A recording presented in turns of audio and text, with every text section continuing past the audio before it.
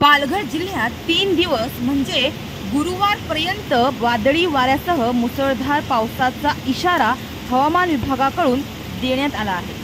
पालघर जिल्ह्यातील विविध भागात मंगळवारी म्हणजे सोमवारच्या मध्यरात्री पावसानं हजेरी लावली। रात्री 1:30 वाजेच्या दरम्यान मेघगर्जना आणि विजांच्या कडकडाटासह पावसाला सुरुवात झाली। तर बुधवारी आणि गुरुवारीही विजांचा कडकडाट आणि पावसाची शक्यता हवामान विभागानं वर्तवली असून रेड अलर्टचा इशारा देण्यात आला आहे। आणि यामुळे कृषी विज्ञान विभागाकडून नागरिकांना सतर्कता बाळगण्याच्या सूचना देण्यात आल्या आहेत। पालघर जिल्ह्यात सोमवारी मध्यरात्री विजांच्या कडकडाटासह पाऊस कोसळला।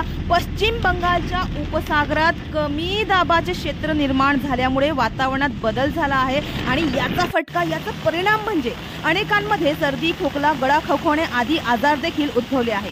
तर बुधवारी आणि गुरुवारी देखील विजांचा कडकडाट, मेघगर्जना व वादळी वाऱ्यासह जोरदार स्वरूपाचा पाऊस पडेल असा इशारा हवामान विभागाकडून देण्यात आला आहे।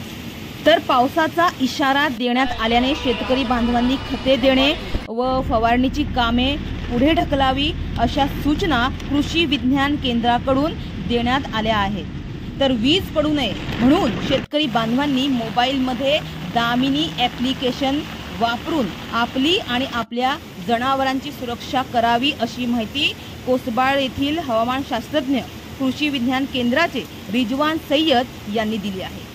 तर हवामान खात्याच्या अंदाजानुसार 5 ऑक्टोबरच्या आसपास उत्तर महाराष्ट्रातून नैऋत्य मान्सूनच्या परतीला सुरुवात होईल।